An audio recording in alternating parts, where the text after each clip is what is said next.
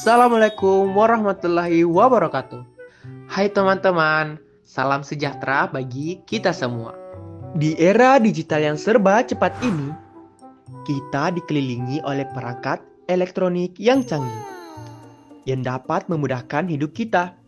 Namun, tahukah kamu bahwa di balik kemudahan ini terdapat ancaman tersembunyi yang disebut e-waste atau limbah elektronik? Apa sih itu e-waste? E-waste adalah semua perangkat elektronik yang telah dibuang karena rusak, usang, atau tidak lagi diinginkan. Ini termasuk komputer, laptop, ponsel, televisi, kulkas, mesin cuci, dan banyak lagi. Menurut dari laporan Kementerian Lingkungan Hidup dan Kehutanan atau KLHK, Indonesia menghasilkan ratusan ribu ton e-waste setiap tahunnya dan jumlahnya ini terus meningkat seiring dengan pertumbuhan konsumsi elektronik. Terus apa contoh nyata dari e-waste di kehidupan sehari-hari? Nah, coba lihat di sekeliling teman-teman. Berapa banyak perangkat elektronik yang teman-teman miliki? Ponsel lama yang disimpan di laci, laptop rusak yang tidak terpakai, atau televisi tabung yang sudah diganti dengan layar datar. Semua itu adalah contoh nyata dari e-waste yang ada di sekitar kita. Di Indonesia, dengan pertumbuhan pengguna teknologi yang pesat, jumlah e-waste juga terus meningkat. Sayangnya, sebagian besar e-waste ini tidak dikelola dengan baik dan berakhir di tempat pembuangan sampah biasa. Kita mungkin berpikir, lalu kenapa? Bukankah itu hanya tumpukan plastik dan logam bekas? Di sinilah letak ancaman tersembunyi yang disebutkan di awal. Ponsel di laci, laptop rusak, bukanlah sampah yang diam. Mereka adalah bom waktu kimiawi.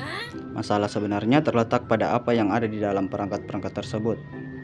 E-waste mengandung bahan-bahan berbahaya seperti timbal, merkuri, kadmium, serta brominated flame retardants atau BFR. Jika e-waste dibuang sembarangan, bahan-bahan ini dapat menimbulkan dampak serius bagi lingkungan dan kesehatan kita. Bahan-bahan berbahaya dari e-waste dapat meresap ke dalam tanah dan mencemari air tanah.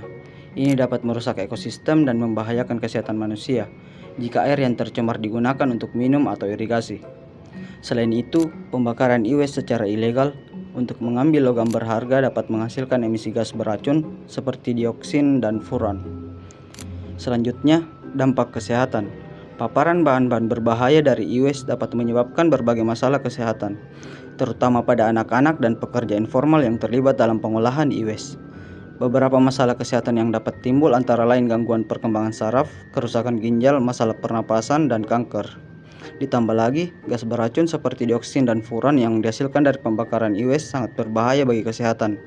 Menurut WHO, paparan dioksin dan furan dapat menyebabkan berbagai masalah kesehatan, termasuk gangguan sistem kekebalan tubuh, gangguan hormon, dan juga kanker. Untuk mengatasi masalah e-waste, diperlukan kerjasama antara masyarakat dan para insinyur elektro. Masyarakat dapat berperan dengan mengurangi konsumsi perangkat elektronik yang tidak diperlukan, memperbaiki atau mendaur ulang barang yang rusak, mendonasikan perangkat yang masih berfungsi, serta menyebarkan edukasi tentang bahaya e-waste. Sementara itu, insinyur elektro memiliki peran penting dalam merancang perangkat yang ramah lingkungan, lebih tahan lama, mudah diperbaiki, dan mudah didaur ulang, serta mengganti bahan berbahaya dengan yang lebih aman. Mereka juga perlu mengembangkan teknologi daur ulang yang efisien dan bekerja sama dengan pemerintah serta industri untuk menciptakan sistem pengelolaan e-waste yang berkelanjutan.